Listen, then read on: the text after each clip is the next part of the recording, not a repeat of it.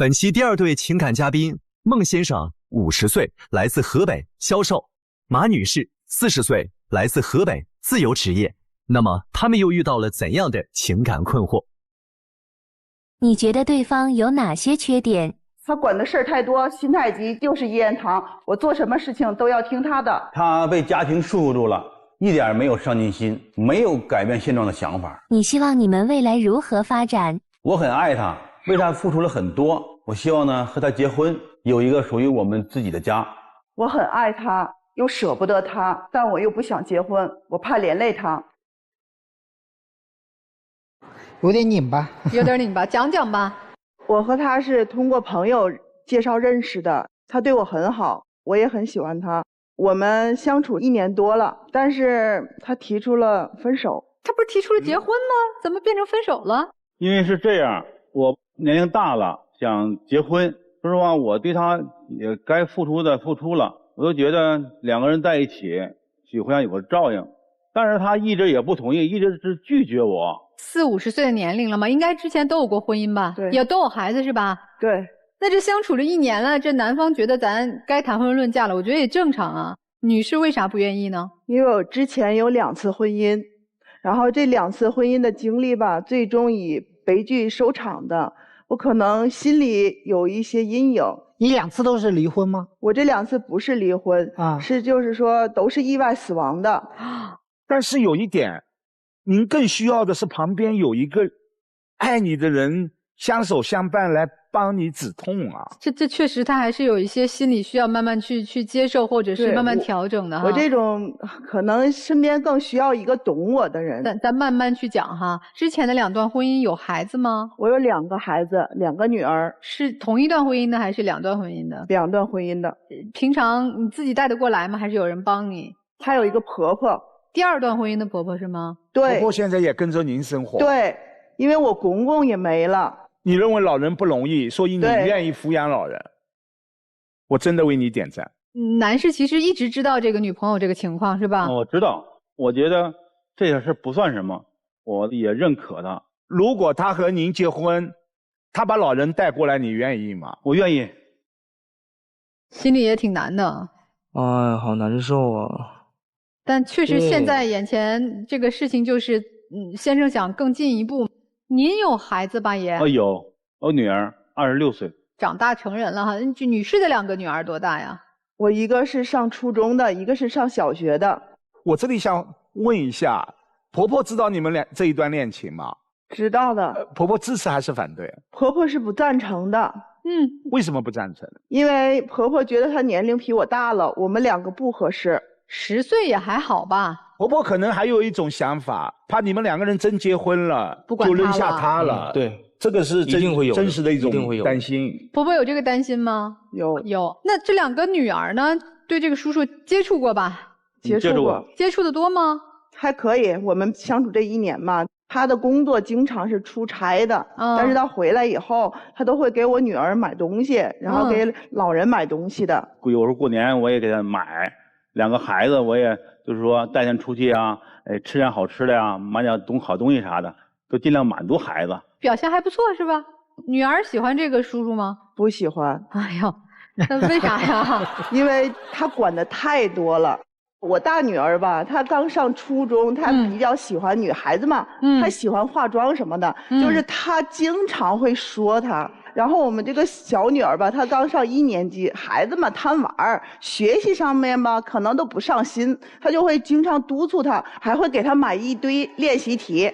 她超前了。他把自己当成了2个孩子的父亲了，所以以这个父亲的身份去管了，这个确实太超前了。边界感。我就觉得我们2个在一起，他的孩子就是我的孩子，让2个孩子好好学习，都是学习的年龄，我长大有个出息，然后呢有个好的工作，我是这样想的。孩子接受不了的，即便你们2个人再婚，也不能以这样的一种方式去教育另一半带来的孩子。我总觉得，你看刚才女士啊，她说起来这个先生对她的好，她特别那什么说，哎，管得太多了，我孩子也不喜欢你，我婆婆也不喜欢你，我怎么感觉是从根儿上，可能女士就不太接受男士和她这种相处的方式。他还经常说我啊，你看看，就是他说你怎么不出去找个工作呀？你天天在家啊，你不工作吗？我现在有时候有点散活，我可能出去一下，但是不能说一个月经常上班。你没有稳定收入，你们家这是还有2个孩子，就靠我婆婆的退休金。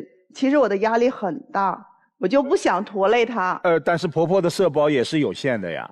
对呀，但是我婆婆76了，都已经快80了，我没有办法抛下她。我婆婆小脑有点问题，我们家现在这个状态，我没办法撇下我婆婆。我是这样，然后我觉得她应该上个班，那我也想给她找个工作，虽然挣的不多，可以让家庭能缓解一下，是吧？你给她找了什么工作呀？然后我的朋友，我就厚着脸皮给他找的工作，去了一家朋友开的饭店，然后3天打鱼2天晒网。哎呀，今天我婆婆不舒服了，然后孩子又复习了，3天2头不上班。然后我的朋友跟我讲了，这也不行啊，我没法用啊。所以你给他找的办法就是让他离开家，然后不管家里的人。我也愿意他生活过得好一点。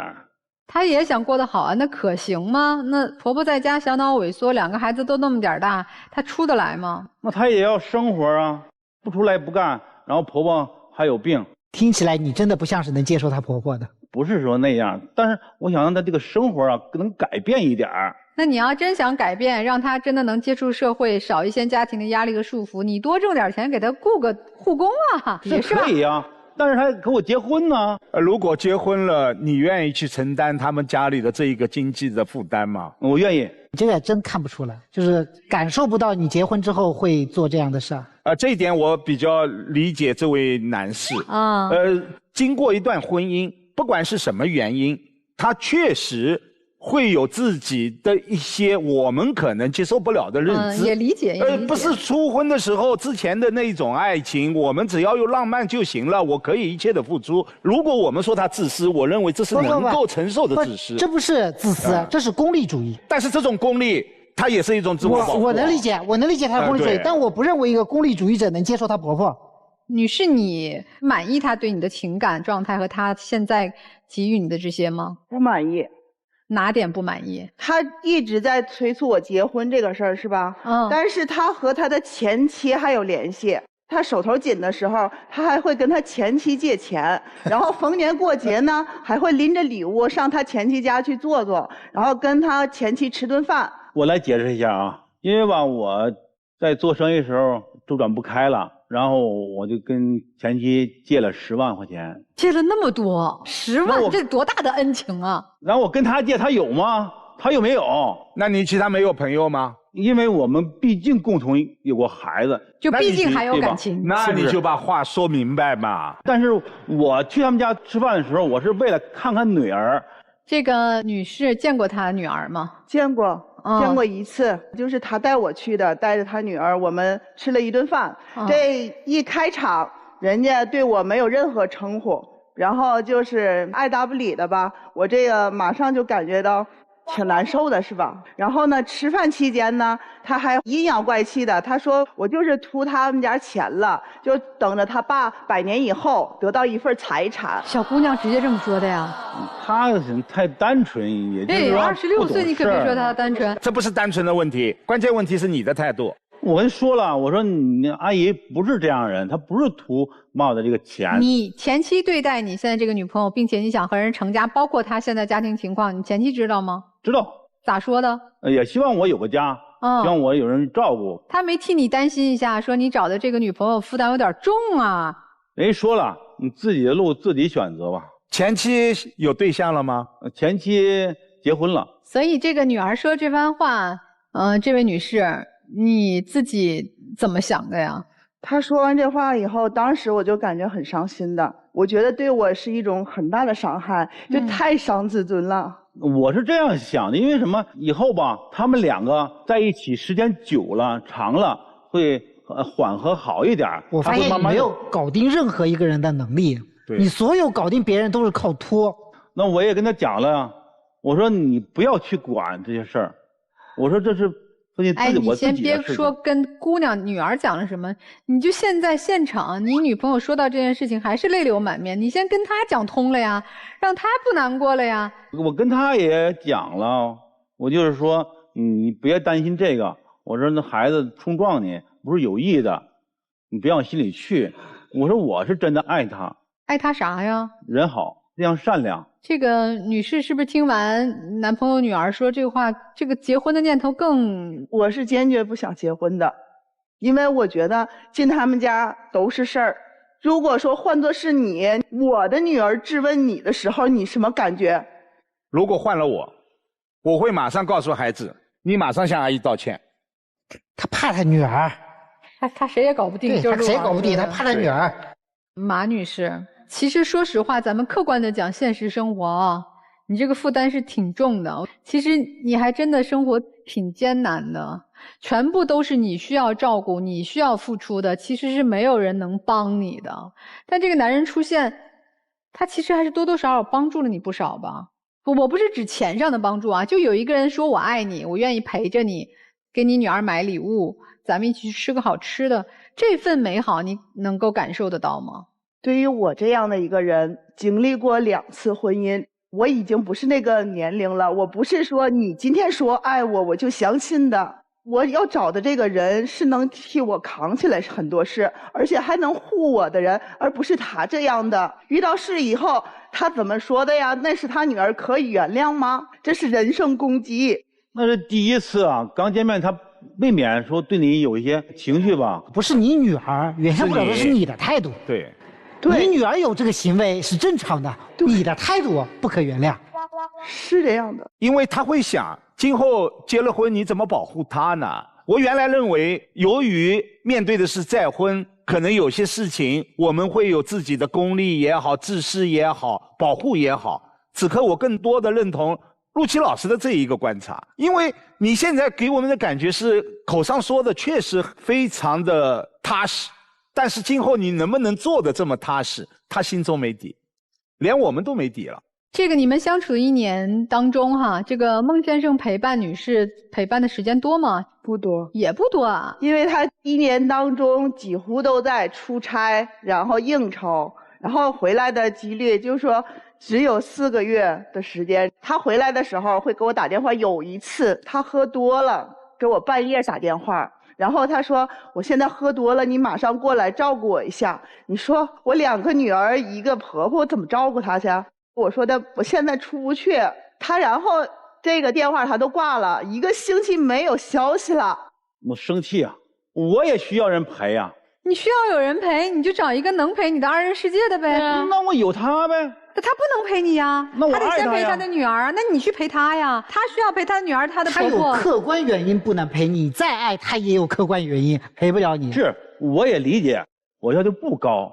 因为我常年出差，也出去2个月呀、3个月呀。我觉得就是在我出差回来的时候，需要人给我做口热乎饭吃都行。我觉得吧，给我的这种想法就是说，结与不结婚都一样的，我不还是一个人吗？哎，那不一样啊！结了婚以后受法律保护，彼此有责任有义务呀。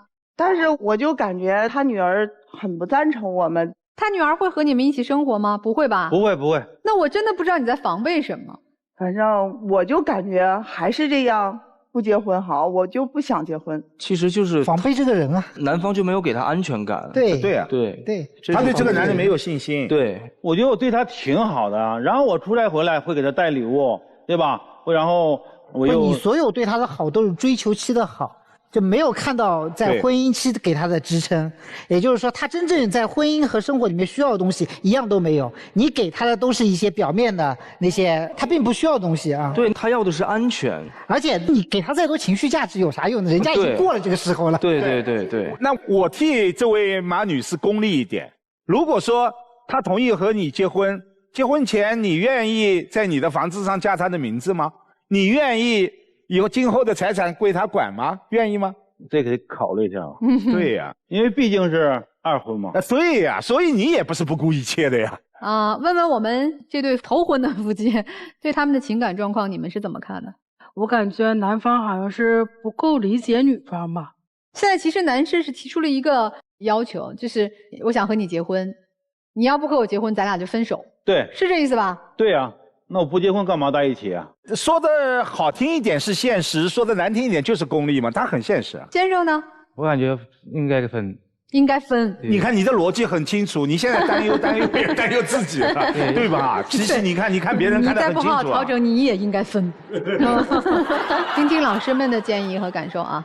其实你们两个并没有你想的感情那么深，也没有你想的感情那么好。你们俩在一起1年多，见了多少面？3、2次。你一个在一起才1年多，然后1年只见3、2次的人，你要去跟他结婚？因为我的工作我都要外出啊。大哥，你这个对你自己的人生也很不负责任哦。你这个连成为好朋友的基础都没有啊！你要跟他结婚，首先您对你自己不负责任。你这个我着急结婚呢，我年龄大了。不，那这个说明他不是唯一性，你只是刚刚好在这个时间节点、这个状态里遇到了一个这样的人，然后他刚好在情感空窗期，你们两个居然可以通过手机上的这种联络，然后奔现了，你要跟他结婚。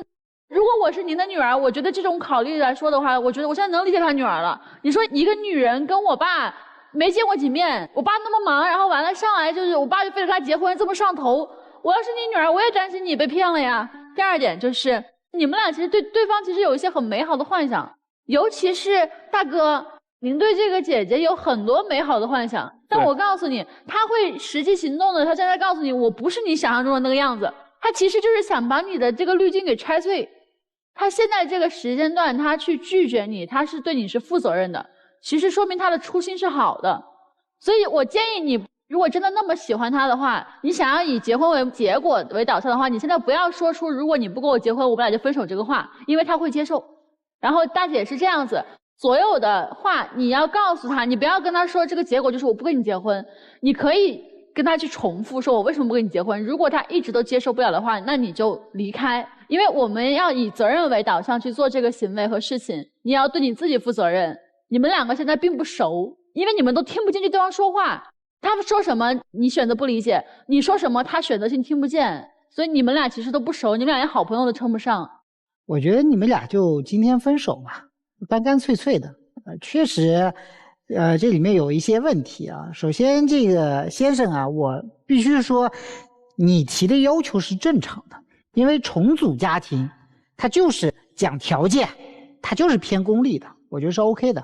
问题在于你找的这个人他不属于正常范围啊，他现在是一个人生的低谷，他有很大的负担，所以他需要的是一个能够接受他的不正常状态的这么一个人，而你恰恰好不是啊。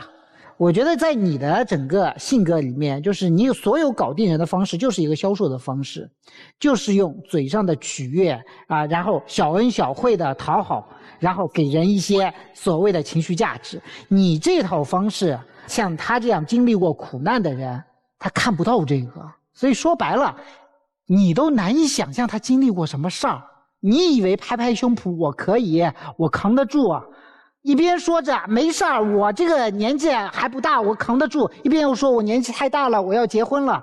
对自己要有清晰的自我认知，不是这个大姐不够好，这个大姐够好，你喜欢她我都能感知到是为什么。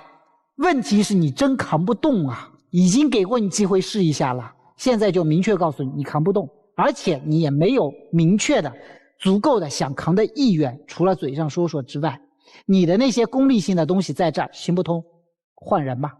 至于这位妹妹啊，我觉得你确实不容易，然后我觉得把婆婆扛在身边这个事儿挺仁义的，但是我要告诉你一件事儿，就是我觉得你现在不适合结婚。你现在想要我说我只恋爱不结婚，我觉得是对的。就你那俩女儿独立成人，那个时候你可以结婚了。为什么？因为你那时候就要享福了。你想啊，你俩闺女，你那俩闺女一手拉扯大的，那俩闺女肯定会对你好的，因为你所有做的一切给他们做了足够的榜样，让他们知道什么叫知恩图报，知道怎么样去扛着生活去走路。到那个时候，你两个女儿可以反哺你的时候，你不仅没有生活的压力，你也不缺钱，你也不会没有什么经济的来源，没有经济的支柱，两个女儿就可以支撑你了。那个时候你可以轻轻松松的自己有安全感的去结婚，我相信你会有美好的未来，我也相信你一定会有第三段婚姻的。但是今天不如就分手吧。其实你们二位啊，我觉得确实是在浪费时间，尤其对于这样一个经历过苦难的女性，她挺想真心投入到一段情感当中，在她很辛劳、很不容易的日子当中，有那么一抹亮色，我能抽出个空，我来这儿喘口气儿，对吧？哪怕咱们拉手吃个饭，晚上孩子们睡了，咱俩出来遛个弯儿，那片刻的温存是他在他艰难生活当中的那一抹亮色。但是大哥，您的出现可不是这抹亮色和让他喘口气儿的这个人啊，你成了给他又添堵的那个人了。你抛出一个说你不嫁给我咱俩就分手，他刚刚升起的那一点点小希望和看到生活中那一点点小美好，立刻让你又打翻。你没这能力，你招惹他干啥呀？他还不够难吗？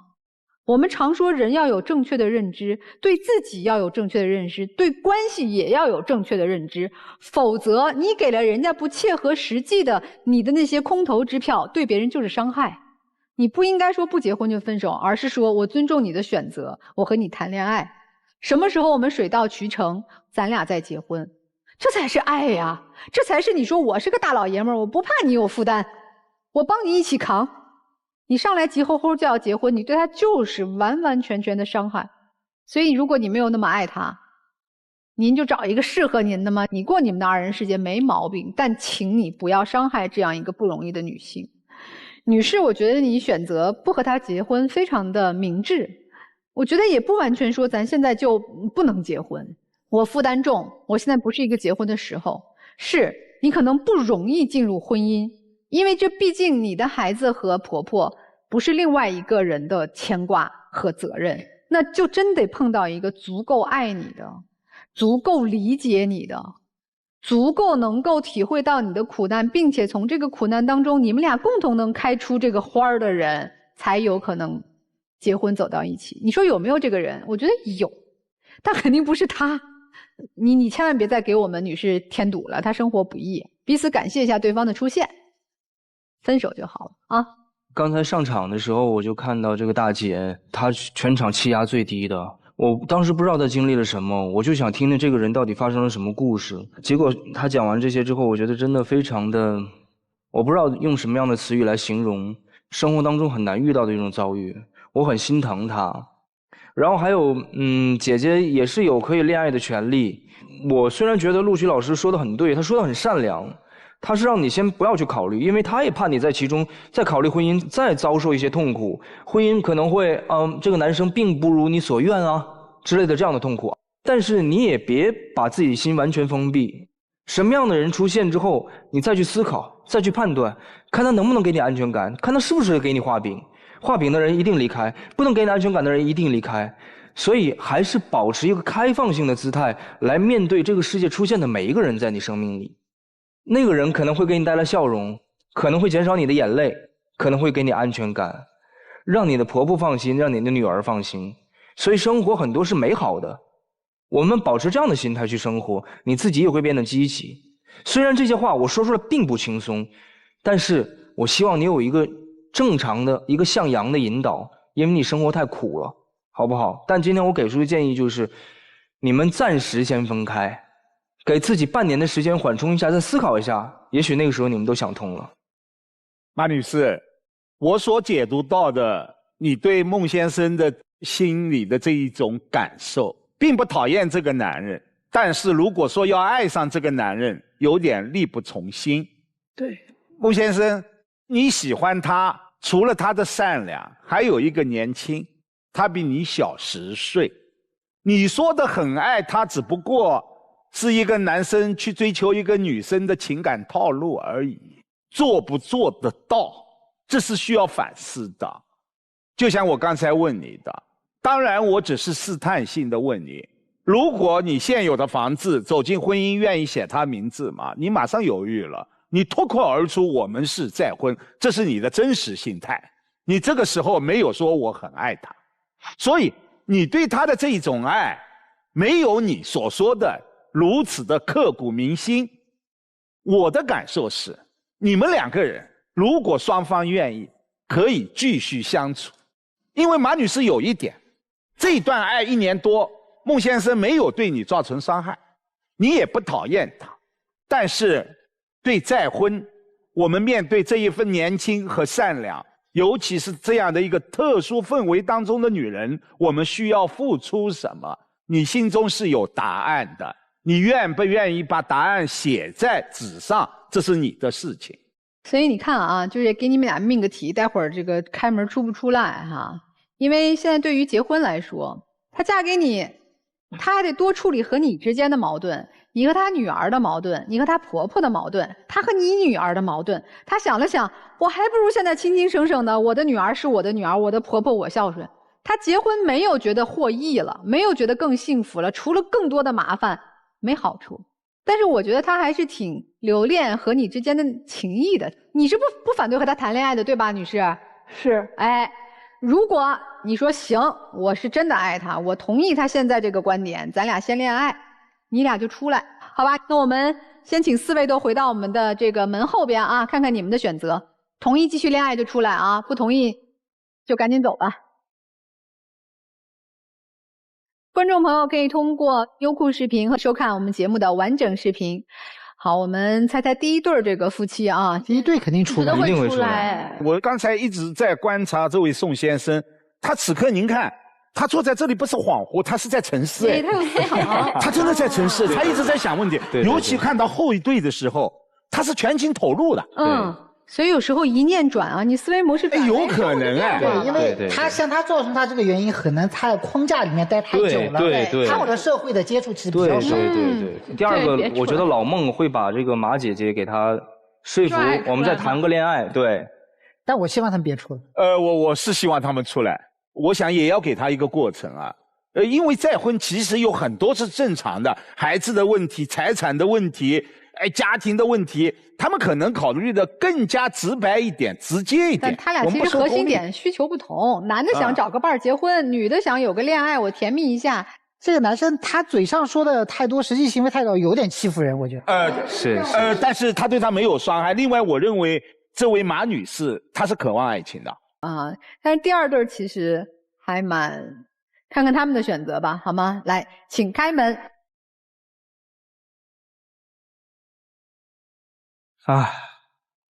其实我是期待这个答案的，挺好的。我是希望是这个结果，挺好，谁也不纠缠谁了。就在各自的人生轨道上找到适合自己的这种亲密关系，两个人都可以幸福，对，人都会幸福的。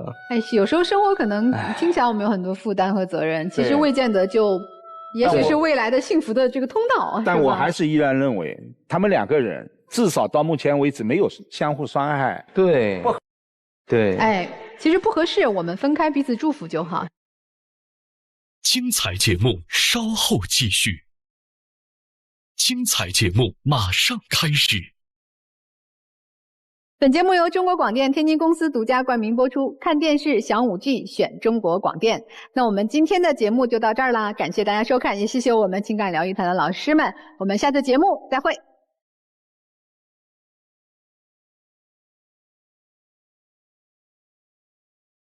容美好，共未来，天津卫视。